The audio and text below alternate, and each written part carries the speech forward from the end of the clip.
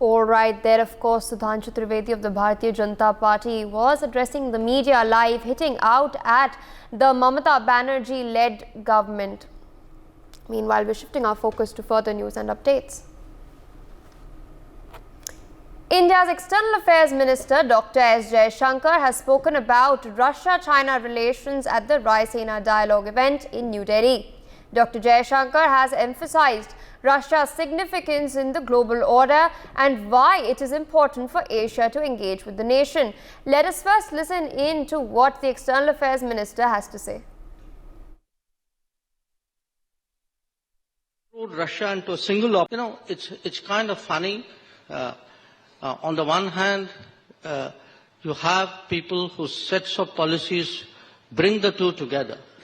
And then you say, beware of them coming together. So, okay, I can see the reality out there, but I think it's very much in, certainly in Indian national interest, but I would suggest actually in global interest, that when Russia, what's happened today with Russia is essentially a lot of doors have been shut to Russia and the West. Okay, we know the reasons why. Russia is turning more to Asia or to parts of the world which are not West. Now, I think it makes sense to give Russia multiple options. If we railroad Russia into a single option and say, that's really bad because that's the outcome.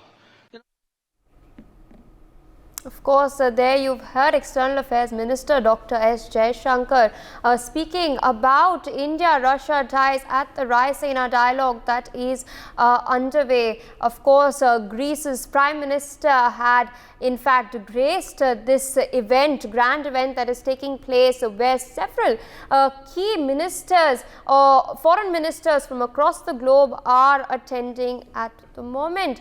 Dr. Jaishankar has spoken specifically about Russia-China relations as well at the Raisina dialogue and has emphasized Russia's significance in the global order and why it is very important for Asia to engage with the nation. He has also emphasized earlier as well that Russia has been a steadfast partner of India over the years.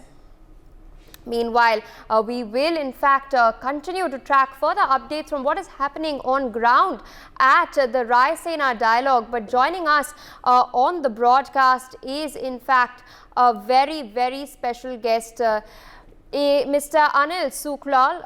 He is the BRICS Sherpa for South Africa. At the very outset, I'd like to ask you, Dr. Sooklal, geopolitical tensions have been compounding, whether it is Russia in the Ukraine conflict, the Israel-Hamas war that is taking place. There are a lot of conversations that are also taking place regarding free speech. Some people claim that it is in fact declining. People are talking about debilitating diseases. Where do you see all of these alignments in 2024? Living in an increasingly fractured world, as you rightfully pointed out, there are a number of challenges on the global security front. Issues of climate change, extreme weather, just come out of the pandemic. All of these are cascading on the human psyche simultaneously. And we are having challenges in terms of digesting these global challenges and how to deal with it. Now, all of this is happening within the backdrop of an increasingly polarizing world, and that's why we refer to a polycrisis. And the only way we can deal with this is to do so collectively. But unfortunately, we don't have the geopolitical architecture that can deal with these challenges in a collective and inclusive manner for various reasons. Firstly, we have rendered the global multilateral architecture almost paralyzed because of major power tensions, conflicts, and also, secondly, increasingly we see unilateral measures replacing multilateralism, and at the same time there is a need for us to work collectively. Now, we saw that when we do so, we are quite effective, and India's G20 presidency last year was an example of how we can bridge the divide between the global north and south and work collectively for the global good. And many were very skeptical about India having a successful G20 presidency, but we had one of the most successful G20 presidencies and addressing all of the major crises that we are facing, be it on the security front, be it in terms of the economic challenges that we are facing, the global health challenges, and issues of climate action as well. Now, whether we'll be able to continue in this vein depends on whether we are able to work together. We have no other option. But unfortunately, what we are seeing is, as a result of the more recent crisis, the Gaza situation, increasing double standards, especially by the global north in terms of how they address global crisis. They have one set of rules by which they address the Russia-Ukraine challenge, and another set of rules in terms of addressing the challenges we face, for example, in Gaza. And you have other very important destabilizing conflicts in the world that we totally ignore, including in the African continent, that requires global collaboration in addressing these. So I think 2024 is going to be a highly challenging year. We'll see increasing polarization rather than increasing cooperation. And I think this, unfortunately, will lead to greater challenges, especially for countries of the global south that continues to be marginalized, and especially the poorer countries, including the African continent. And therefore, I think it's important that configuration like the BRICS that seeks to address the global fault lines and the continued marginalization of the global south becomes extremely important. Now, you saw within BRICS that we had an expansion at the summit in South Africa last year in August, and an increasing number of countries wanting to still join BRICS. And I think this is a clear signal of the global south wanting to take their destiny into their hands and to start working towards a multipolar world that is inclusive, that is fair, that is just, and also addressing the reform of the multilateral global architecture, which today is outdated, does not address the challenges we face in the international community, and it's not fit for purpose anymore. You've referred to the global north and the global south as well.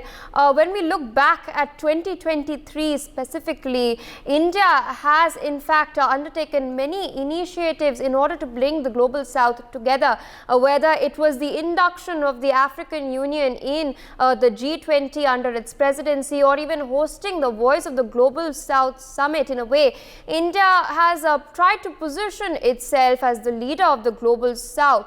So how do you exactly view this when it comes to India-Africa relations? Well, I think firstly, India must be complimented for mainstreaming the Global South agenda.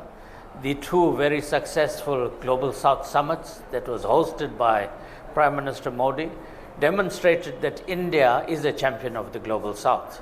Secondly, by ensuring that the African Union was accorded a permanent seat in the G20 was a major breakthrough for the African continent.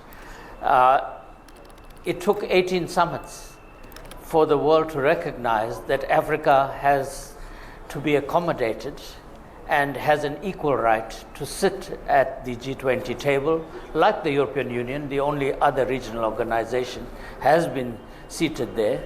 And again, we must thank India for championing the inclusion of the African Union, because by doing so, you have brought 1.4 billion people and an entire geography that is normally ignored into the main table of global geopolitics and geoeconomics. So I think these are positive contribution in terms of India's commitment to the global south, India's commitment to Africa.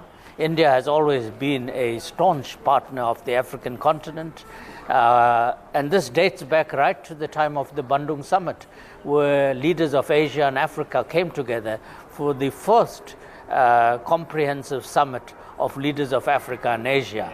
And we see this as a continuum on the part of India to ensure that Africa is not marginalized, that Africa is part of the global mainstream and part of the solution to the problems we face as a global community in partnership in an inclusive manner. Now, you mentioned right at the outset that the world is increasingly fractured today. Do you think a new turbulent era appears to be unfolding? And if so, how can we revitalize or rebuild mechanisms of cooperation in order to advance shared priorities? Well, look, if you look at the theme that has been chosen for the Raisina dialogue, concentrating on the 4 C's. Now, as early as 2019, I did give a lecture on the platform of a leading think tank in South Africa called Mistra. And you can actually Google this on YouTube. And I said that this was already in 2019, that the decade of the 20s will be characterized by 4 C's. And my 4 C's was that you will see greater cooperation, because we live in a globalized, interconnected world. We can't turn our backs on that. We're now in a global village. However, you'll also see greater competition, because the global economic space has been expanded with the emerging market, developing countries now becoming major economies like India, like China, like Brazil, and like African countries. So it brings a new dimension in terms of competition onto the global stage. But at the same time, you'll see greater contestation, because everyone is contesting for the same space, which the global hegemons are still occupying and don't want to make room for new players that are major economic powers on the global front. And naturally, this will lead to greater conflict. So we're seeing this being played out. And when I saw the theme of Raisina, this is what I said already in 2019. But we need to apply our minds on how to address the competition to make sure competition is good, but it must be not a zero-sum game. It must be competition that works for humanity.